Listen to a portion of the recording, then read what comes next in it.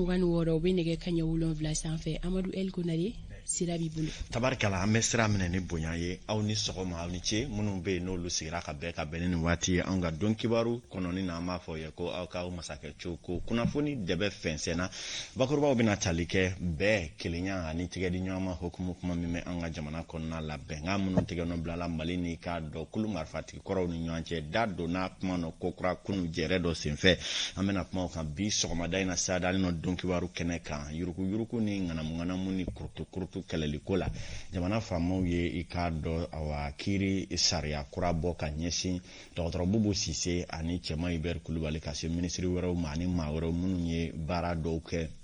minɛ dɔw sanniko la IBK ka waati kɔnɔna la o kuma a sɛbɛn ma taa yɔrɔ jan fɔlɔ nka yɛrɛlajɛya o daminɛlen ka ban dɔgɔtɔrɔ Bubu Sise ka taa se min ye cɛma Hubert olu kɔni b'a la k'u yɛrɛlajɛya ni sɛbɛn dɔw ye minnu kɔni bilala hali bɔlɔlɔw sanfɛ ka ban an bɛna kuma kan sɔgɔmada in na don kibaru ale kɛnɛ kan na burugosilaw kunungo buru ma cɔli kɛ ka bɔ mansin da yɔrɔ caman butigitigi yɛrɛ caman bɛ taman taara n'i ka tantan ni muga ye ka segin kow kɛra cogo di kunungo an bɛna kuma o fana kan bi sɔgɔmada in na don kibaru ale kɛnɛ kan na sanga 27 an bɛ nɛgɛ ɲɛ 7 kan kanbilakaw olu fɛ yen nɔ a y'aw danse bi sɔgɔmada in na don kibaru kɛnɛ kan bɛɛ ni kelenya ani tigɛdi ɲɔgɔn ma ale nasiratigɛ la k'a dɔn k'a fɔ Mali ye k'a dɔn bɛnkan dɔw bolonɔbila ni kulu marifatigi kɔrɔw ye minnu tun murutira faso yɛrɛ ka ɲɛsin faso ma ka kɛ ni u ka fɔ la laɲini dɔw kɔni ye n'a ko yɛrɛ tɔ nana taa ka olu yɛrɛ bolo da ni bamanci ni dinɛ dansago jɛkulu ni jatigɛwale tigilamaw na n'u sen bila ko la ka paraw yɛrɛ bila a la ka olu yɛrɛ gɛn ka bɔ u ka dugutigi bolo ka waatiw kɔnɔna la o kuma Mali ni kulu marifatigi ninnu sigira ka bɛnkan dɔw tigɛ nɔ bila minnu kɛra I k'a dɔn awa Algérie sen donna min na sɔrɔmadoli nasiratigɛ la fo ka se jɛma ma nka sɛbɛn nin tigɛ nɔ bilali ka se bi ma lawaleyali kɛlen don ka taa ba 4 sɔlasiri 6 ye o kuma waati bɛɛ ɲɛngɛnɛw bɛ bɔ ɲɔgɔn na a bɛ kɛ patikolomajɛ ye jɛrɛw bɛ to ka kɛ I k'a dɔn nin kulu marifatigi kɔrɔw ni an ka jamana faamaw ni ɲɔgɔn cɛ hali ni y'a sɔrɔ bɛɛ sigilen don ni kɔnɔta ye nka I k'a dɔn ko sogo tolilen kɔkɔrɔbɔ man ko tile filani na min ye kulu marifatigi kɔrɔ ninnu ye batakiw kɛ bataki minnu na dɔw ko k'u ɲɛ tɛ bɛn ka sɛbɛn lawaleyali ɲɛ la anw ka jamana faamaw kɔrɔ mun bɛ olu yɛrɛ fana hakili la bɛɛ sigilen don n'i ka hakilina ye kununko jɛrɛ dɔ kɔni sigira sen kan u b'a fɔ jɛrɛ min ma I k'a dɔn k'a fɔ ko réunion de niveau décisionnel des partis signataires minnu bɛ yen n'u bolo nɔ bilara sɛbɛn la u ka jɛ ka ɲɔgɔn ye hakilina minnu bɛ a ko kɔnɔ bɛɛ lajɛlen ka faamuyata ka kɛ kelen ye o kow kan o jɛrɛ baaraw dayɛlɛla kununko Amadu Jara renouveau a la kɛra ale ɲɛna an ka lajɛ ani kulu minnu ye bɛnkan sɛbɛn minnu ye bolonɔ bila bɛnkan sɛbɛn na san 2015 Mali gouvernement ni ɲɔgɔn cɛ n'o ye SEMA ni plateforme ni inclusivité donc ani communauté internationale min bɛ ka Mali accompagner au processus la ni lajɛ in dabɔra u ka fara ɲɔgɔn kan ka kuma falen kɛ bɛnkan sɛbɛn in yɛrɛ taabolo kan walasa a kɔnɔ ko minnu kan ka waleya olu bɛ se ka ɲɛ sɔrɔ cogo min a bɛ kuma ɲɔgɔnya ye donc comme kulu caman de bɛ yen donc gouvernement n'o kulu ninnu kelen-kelenna bɛɛ bɛ ɲɔgɔn ye ka kuma gouvernement ka hakilinataw parce que a fɔra ko bɛnkan sɛbɛn a bɛ waleya ni sira ye sira min bɛ jamana ka kelenya a ka fara ɲɔgɔn kan ani an ka yɛrɛma hɔrɔnya sabatili minnu bɛ se ka olu sinsin donc kuma ɲɔgɔnya bɛ kɛ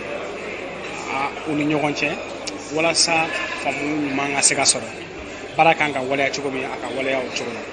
donc a dabɔ kun ɲɔgɔn Tabarikala n'an bɔra o yɔrɔ la an bɛna kiiri nasiratigɛ la n'i y'a mɛn nasarakan na ko I k'a dɔn mandat d'arrêt international a kɔrɔ ye n'i ye karisa y'a minɛ caraw I k'a di an ma kiiri tigilamaw ma kɔrɔ min a bɛ tali kɛ o la mandat minɛ caraw dalen don I k'a dɔn dɔgɔtɔrɔ Bubu Sise ale min ye ministriya caman ni ministri ɲɛmaya kɛ an ka jamana kɔnɔ ka se cɛma Hubert Kulibali ani u jɛɲɔgɔn dɔw ma minnu bɛ yen ni i k'a dɔn kiiri tigilamɔgɔw sɔmin na k'u fɛ k'a fɔ i k'a dɔn minɛ dɔw sanniko la ko kurutukurutu ni dibidibiba bɛ o kan ni o ye an ka blende dɔw n'o ye kɛlɛminɛ dɔw sanniko ye miliyari caman bɛ yen mun dagosi ka bon kosɛbɛ olu cɔfɔlen don a ko kɔnɔna la min ye wele ka bila o ma o kana kiiri ɲɛfɛ jamana in kɔnɔ a bɛ waati jan bɔ ninnu bɛɛ lajɛlen kɛlen don ka ji kɛ bidɔn na ka t'u tɛntɛn wali jamana kan ka faso maliba yɛrɛ bila pewu kɔni bi laseliw kɛ waati ni waati min ye k'a dɔn jamana faamaw kɛlen kɔ ka sariya bɔ k'a fɔ ko ninnu ka minɛ ka na ni u ye u mana kɛ jamana o jamana k'a dɔn a caman bɛ u b'a la ka yɛrɛlajɛya daminɛ nin waatiw na ni sɛbɛnni janbaw ye o kuma maa mun bɛ yen n'an y'olu kuma ka mɛn fɔlɔ o dɔ ye dɔgɔtɔrɔ Bubu Sise ani cɛman Ibɛri Kulibali ye o kuma kiiri kɔni bɛ jamana kɔnɔ yan nɔ nka k'a sigi bɔlɔlɔ sanfɛ ka dɔw sɛbɛn k'a fɔ hakilinadiw don Bubu Sise ye laseli dɔw kɛ an ka kibaruya dilaw bɛna kuma ɲɛ mun kan an k'a lajɛ. A yiralen kɔ tile 3 tɛmɛnin kɔfɛ bɔlɔlɔ sanfɛ ko tɛgɛda bɛna kɛ Bubu Sise na ale ye minisiri kɔrɔ ye ka fara minisiri kɔrɔ 2 kan ale ni banki directeur kelen Bubu Sise kɔni ale ma o ko bila da girinda la. Sɛbɛn dɔ senfɛ min yɛrɛ carila bɔlɔlɔw sanfɛ bi tɛnɛn don utukalo tile fɔlɔ san 2022 kɔnɔna la. Sɛbɛn in kɔnɔna na ko minnu talen don k'a sɛgɛrɛ a kɔni y'a yɛrɛ fɛsɛfɛsɛ o kow kɔnɔna na a tilala k'a yira k'a fɔ ko ni ko in bɛ kɛ waati min na ɔktɔburu san 2015 kɔnɔna la k'ale kɔni kun ye minisiri de ye ko wa k'a ko ɲamina cogoya min na k'ale tɛ foyi kalama o kow la a tilala k'a yira k'a fɔ tuguni k'ale kɛlen minisiri ye ko ka tila ka kɛ premier minisiri ye k'ale ka wulikajɔ de kun ye Mali ka taa ɲɛ sira jɛlen kan ani baara minnu bɛ kɛ u ni sɔrɔ bosobaw ni ɲɔgɔn cɛ fo ka fara jamana ka sɔrɔ basigili yɛrɛ kan o sɛbɛn kelen kɔnɔna na a tilala k'a yira k'a fɔ ko Mali ka taa ɲɛ k'o de y'ale ka laɲini ye ko wa k'ale dalen don Mali justice la a tilala ka ɲɛfɔli kɛ kun mun na ale yɛrɛ ti Mali kɔnɔna na nin waati in na ko o sababuya de jamana bɛ lahalaya min na nin waati in na ani pression min talen don ka ɲɛsin a ka denbaya ma a tilala ka hakilisigi kɛ nin sɛbɛn in kɔnɔna na ko jamana bɛ gɛlɛya mun na n'ale seko n'a dungɔ ye mun ye ale b'o kɛ ko wa ko laɲini kelen de b'ale bolo ka ɲɛsin jamana in ma min ye a bɛ lahalaya min na nin waati in na a ka se ka bɔ o kɔnɔna la. Awa Sanogo ka ɲɛfɔliw ye nin ye mun bɔra an ka kibaruya di so ɲɛmaya so olu ka yamaruya kɔnɔna la jateminɛ kɛbaa caman y'a yira k'a fɔ nin kuma minnu b'a la k'a fɔ Bubu Sise ani k'a dɔn a jɛw kɔni cɛman Ibɛri Kulibali ani maa wɛrɛ ko ninnu ye yɛrɛlajɛya kumaw ye minnu bɛ yen ni ninnu tɛ bɔlɔlɔ kannaw ye ko nin yɛrɛlajɛyaw ka kan ka kɛ kiiri tigilamaw de ɲɛkɔrɔ k'u bɛɛ lajɛlen kuma o kuma ko k'u dalen kiiri la kuma n'u dalen jamana kiiri la ko u ka na welew jaabi wasa kiiri ka kɛ fɛn min bɛ o kunna ni ngalondari la ne dalen don a la k'a fɔ dalu hakika b'i bolo i kana wele jaabi kiiri la wasa i ka lajɛya k'i cɔ ko k'a jɛ i yɛrɛ ka denbaya kɔfɛ olu na kunna tigɛ nka ka bɔ jamana kɔnɔ ka t'i colo jamana wɛrɛ kɔnɔ i k'a dɔn k'o tigɛ sababu ye ka kiiri lajɛya o kuma bɔlɔlɔ kan sɛbɛnni k'o tɛ maa lajɛya kiiri ɲɛkɔrɔ ninnu ye jateminɛbaa dɔw ka fɔ ye mun kɔni na ko filɛ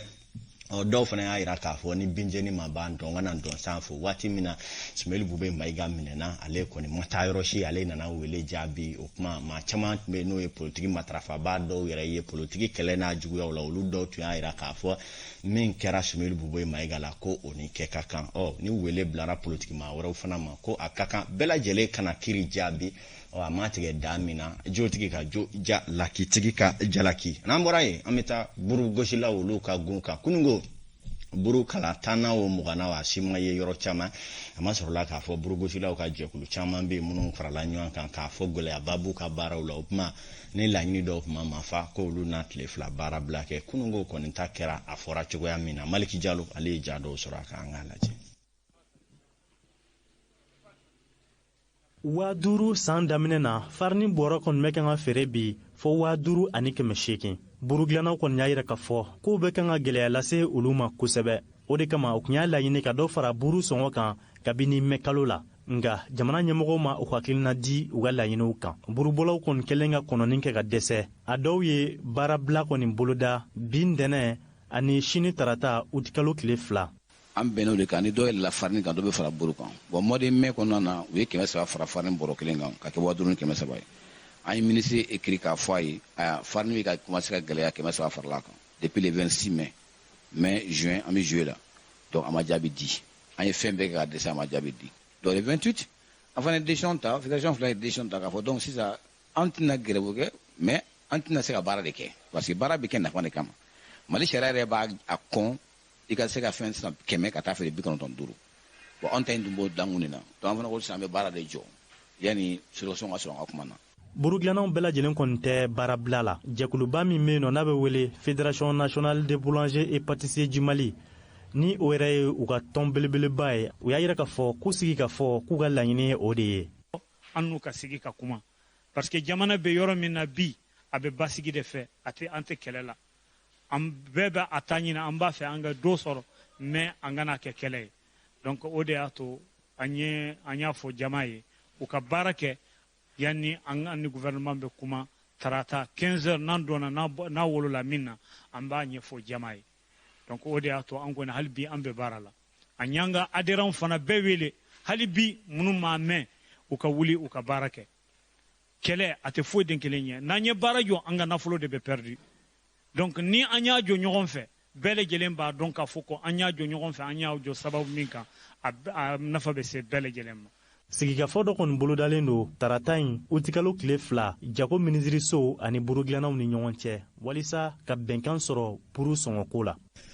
Maliki Jalo renouveau don kibaru kono n'an bɔra yan an bɛ taa Kayikaw fɛ n'i ye Kayi mara ko fɔ min ye fɛnba 2 bɛ yen da bɛ se o ma waati ni waati n'o dɔ ye Tugan marabolo ye nka jɔnya ko kuma fana ka bon Kayi mara bolofara dɔw la kosɛbɛ tile 2 in na min ye k'a dɔn ja dɔw kɔni fulufulu la ja minnu bɛ tali kɛ musolaka dɔ la o kɔni fara k'a su tigɛtigɛlen jeninen yera bɔrɔ kɔnɔna la min ye k'a dɔn kibaruya minnu sɔrɔla maa dɔw ye laseliw kɛ bɔlɔlɔ sanfɛ ko dugu min bɛ yen ni o ye la ni gajaga ye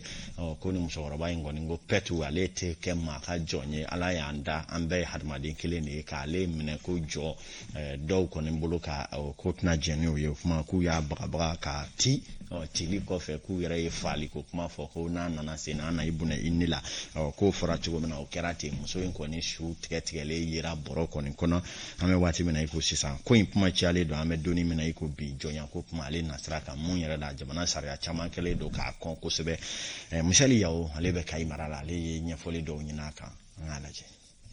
n'a yɛrɛ si bɛ taa san 70 la ale kɔni su yera a sogo tigɛtigɛlen ani fan dɔ jeninen bɔrɔ kɔnɔna la kungo kɔnɔ sibiri donya juillet kalo tile 30 san 2022 kɔnɔna la nin ko in yɛrɛ kɛra sababu ye ni maa caman sera k'i hakilina fɔ o ko la Mali kɔnɔ ani Mali kɔ kan wa ko nin tɛ waleya in siɲɛ fɔlɔ ye Kayi. nin ɲinilikɛla yɛrɛ n'ale yɛrɛ tɔgɔ Mali Urudi ale yɛrɛ kɔni bɛ a ɲini Mali ɲɛmɔgɔw fɛ walasa u ka se ka ni jɔnya duuru ninnu kɛlɛ fo ka taa se a dan na. juin kalo kɔnɔna la ni maa ko fɔlɔ yɛrɛ min fɔra k'a su yera ale kun delila ka bana ani a taara furakɛ Kayi. o hukumu de kɔnɔna la a ye damakasi sɛbɛn dɔw don kiiri tigilamɔgɔw fɛ yen nɔ. avril kalo kɔnɔ san 2020 kɔnɔna la maa caman kɔni y'a sɛbɛntiya k'a fɔ ko ni ɲɔgɔn yɛrɛ tun bɛ k'olu la bari u bana jɔnya ko ma Kayi marabolo kɔnɔna la. jɔnya ko kuma ka ca Kayi mara la n'i y'a maa caman ɲininka olu b'a fɔ ko olu bɛ tabiyaw la k'u tɛ jɔnya la yan fɛ kibaruyaw bɛ bɔ ko jɔnya don a ko ma kɛ min ye ministre de la kiri n'o ye justice ye ale ka bolofara tigilamaw bɛ yen o ma tigɛ da min na jamana sariyatigiw de bɛ nin ko a ɲɛɲini ka a ɲɛ dɔn n'an bɔra yen nɔ min ye k'a dɔn lakanabaliya wale minnu kɛra nin waati laban ninnu na Seku Boli ale kanuba jɛkulu dɔw bɛ yen olu fana ye i k'a dɔn laseli dɔw kɛ ka nin ko in sɛbɛkɔrɔ kɔn k'a jira k'a fɔ kɛwale minnu bɛ yen ni maa dɔw bɛ ka ta jan ko i k'a dɔn Emmanuel Macron ale min ye Faransikaw ka jamana ɲɛmaa ye ale ye kuma minnu fɔ ka ɲɛsin ko Mali faamaw b'a la ka dangari filaw la u ye u ka dusumakasayaw jira ka ɲɛsin nin bɛɛ lajɛlen ma an bɛ donni min na i ko bi waati nataw la an na kuma nin bɛɛ kan aw ye sanga kɛra 40 ye Mali gendarmerie direction ba la général de brigade Samu Menkɔrɔ ko Arne Ajakite kuma an minnu ye général de division ye kuma ko bɛɛ n'i ka gardabu bila yɔrɔ don waati kelen bɛ Gawo gouverneur la Musa Traoré Musa bɛɛ ni kɛ k'a ni sɔgɔma ko juru t'a la bilen an bɛ taa Diyo mairie la ka taa Dugabugu mairie la Adama Tumani ninnu bɛɛ ye an ka jɛmukanw kanubaga ye ko u bɛɛ ni sɔgɔma Kati préfecture fana m'a lajɛ olu fana kɛlen don ka drapeau yɛlɛ sariyaw sigi kalo kalo kuna sini kɛra gendarmerie brigade min bɛ Kati ka olu fɛ yen nɔ a ko an bɛɛ waati wɛrɛ Fanta Tumota nin tun ye an ka wulikajɔ fɔlɔ ye ni Ala k'i sɔn an na sabara don ko kura tun wulikajɔw olu bɛ to sen na mɛ don kibaru ta ko fɔlɔ ale bɛ datugu ɲɛyɔrɔ la sanga ye 40 halisa nɛgɛ ka ɲɛ 7 sanfɛ sanga kɛra 41 an bɛ taa sori ibrahim jalo ale fanfɛ anw ka bi nɛgɛ karafetigi o ye Fuseni Daw ye Fuseni b'a lajɛ n'ani sori sera ka ɲɔgɔn lasɔrɔ